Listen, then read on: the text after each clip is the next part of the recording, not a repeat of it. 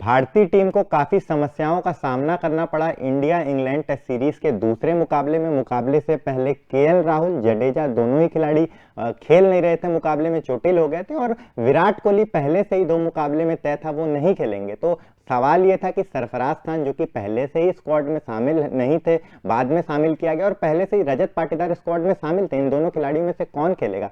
सामने आया प्लेइंग 11 में रजत पाटीदार का नाम आया और उनका डेब्यू भी कराया गया। जिस तरीके से वो पहले से स्क्वाड में शामिल थे, बहुत अच्छी पारी तो नहीं कहेंगे लेकिन अच्छा परफॉर्मेंस था, अच्छा माइंडसेट था और बहुत अच्छे शॉट्स खेले। रिवर्स स्विप से प्रेशर क्रिएट कर रहे थे गेंदबाजों के ऊपर और बहुत अच्छी तरीके से खेल रहे थे। कॉन्फिडेंस जो है उनके अंदर झलक रहा था। बहुत मतलब जिस गेंद पे स्वतः वो आउट हुए, मुझे लग रहा है उसमें उनकी 1% की भी गलती नहीं थी, क्योंकि रेहान अहमद की वो जो गेंद थी, गेंद में बहुत खासियत नहीं थी। वो उनका जो किस्मत है, मैं ये कहूंगा किस्मत उस दिन साथ नहीं दिया, वरना वो हो सकता था 60 70 80 रन की पारी खेल के जाते, क्योंकि बहुत अच्छे तरीके से वो गेंद को समझ रहे थे और बहुत मतलब निडरता के साथ और बहुत कॉन्फिडेंस के साथ वो पारी को आगे ले जा रहे थे। बिल्कुल थोड़ा अनफॉर्चुनेट डिसमिसल था जिस तरीके से वो आउट हुए थे। 32 रन की पारी आपको टेस्ट के लिहाज से थोड़ी छोटी जरूर लेगी, लेकिन अगर आप उस पारी को देखेंगे तो बहुत कमाल की पारी लेगी। जिस तरीके से वो शॉट अटेम्प्ट कर रहे थे, रिवर्स स्विप का इस्तेमाल कर रहे थे, क्योंकि ज्यादातर अगर आप देखेंगे तो भारतीय बल्लेबाज रिवर्स स्विप का बहुत कम अटेम्प्ट करते हैं, बहुत कम इस्तेमाल करते हैं, लेकिन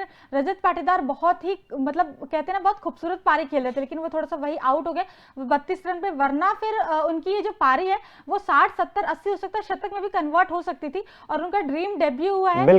हर खिलाड़ी सपना देखता है भाई मैं इंडिया के लिए खेलूं, तीनों फॉर्मेट में खेलूं, लेकिन रजत पाटीदार का वैसे तो ओडीआई में वो एक मुकाबले में खेला है, लेकिन टेस्ट में डेब्यू नहीं होता, लेकिन टेस्ट में अब डेब्यू हुआ। अभी उनके पास एक इनिंग बची है खुद को प्रूफ करने के लिए, उसमें देखने वाली बात होगी कि क्या करके दिखाते रजत पाटीदार। बिल्कुल, और मुकाबले के बाद रजत पाटीदार ने अपना बयान दिया, उन्होंने बताया अपने डेब्यू को लेकर चर्चा की, तो एक बार उस पर भी नजर डालेंगे।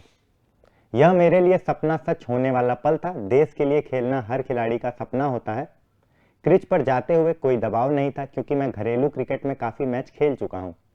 मैं बीती रात अच्छी तरह से सोया। यह मेरे लिए सामान्य दिन था। जैसा कि रजत पाटीदार ने कहा कि हर खिलाड़ी का सपना होता है कि वो क्रिकेट, इंटरनेशनल क्रिकेट में डेब्यू करें, इनका सपना सच हुआ। इन्होंने ये भी बताया कि कॉन्फिडेंस था इनके अंदर, ये काफ़ी घरेलू क्रिकेट खेल चुके हैं स्वतः, जिस तरीके से ये रणजी ट्रॉफी में, डोमेस्टिक क्रिकेट में बहुत अच्छा परफॉर्म कर चुके हैं, तो एक्सपीरियंस तो डोमेस्टिक में इनके पास बहुत सारा है, बहुत मैचेस खेल चुके हैं, इंडिया में मुकाबला हो रहा था, तो ये उनके लिए एक प्लस पॉइंट था। और जिस तरीके से ये पारी खेल रहे थे, जिस तरीके से बल्लेबाजी कर रहे थे, मुझे लगता है कि दूसरी इनिंग जब होगी दूसरे मुकाबले की तो वो अच्छा कर सकते हैं। और जिस तरीके से हम खिलाड़ी को जज नहीं कर सकते, क्योंकि डेब्यू हुआ है किसी खिलाड़ी का और उसके बावजूद इतना अच्छा परफॉर्मेंस कर रहा है, रन कमाए, लेकिन जो ओवरऑल परफॉर्मेंस था, शॉट खेलने का तरीका था, वो बहुत अच्छा लगा मुझे। बिल्कुल, जिस इंटेंट के साथ आए थे, जिस माइंडसेट के साथ आए थे, बहुत पॉजिटिव माइंडसेट के साथ आए थे, जिस तरीके से बल्लेबाजी कर रहे थे, ऐसा लग रहा था कि अच्छी पारी खेल के जा सकते रजत पाटीदार। यशस्वी जायसवाल को बड़े अच्छी तरीके से साथ निभा रहे थे। और जहां तक रही इनके स्टेटमेंट की बात, तो सच बात है, उन्होंने बोला कि एक सपने सच होने जैसा था, क्योंकि हर खिलाड़ी सोचता है कि भाई मैं इंडिया के लिए डेब्यू करूं, और वो रजत पाटीदार ने किया है। अब देखना है ये होगा कि कब तक, आखिर कितने लंबे टाइम तक Rajat Patidar Indian cricket team में, टेस्ट टीम में अपनी जगह बना पाते, कब तक खेल पाते, क्योंकि अभी बहुत ज्यादा मुश्किल है। क्योंकि अभी आपके देखिए जगह ऑलरेडी ऑक्युपाई है। नंबर 3 पे आपके गिल खेल रहे हैं, हालांकि उनकी परफॉर्मेस इतनी अच्छी नहीं है, उनके सर पे तलवार लटक रही है, मतलब कि वो होने की ड्रॉप होने की। उसके नंबर 5 पे जो श्रेयस अय्यर की जगह है, वहां पे रजत पाटीदार खेलते हुए नजर आए थे और श्रेयस अय्यर को नंबर 4 पे शिफ्ट कर दिया गया था।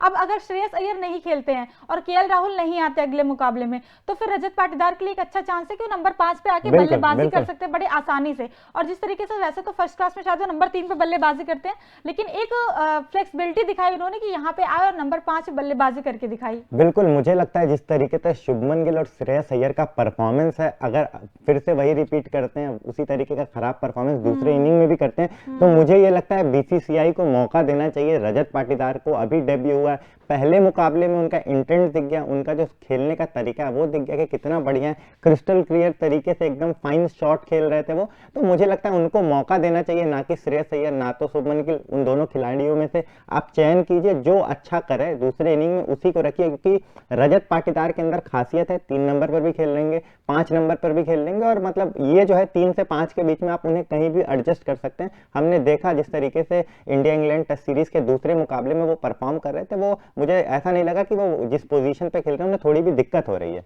बिल्कुल अच्छी बल्लेबाजी करी थी और हम यही होप करेंगे कि सेकंड इनिंग में भी रजत बिल्कुल। पाटीदार एक अच्छी पारी खेल के जाएं, अपने डेब्यू को ड्रीम डेब्यू बनाकर जाएं। बिल्कुल। बाकी आपका इस पूरी खबर पे क्या कहना है कमेंट सेक्शन में कमेंट करके हमें जरूर बताएं। साथ ही साथ तूफान स्पोर्ट्स को लाइक शेयर एंड सब्सक्राइब करना बिल्कुल भी ना भूलें।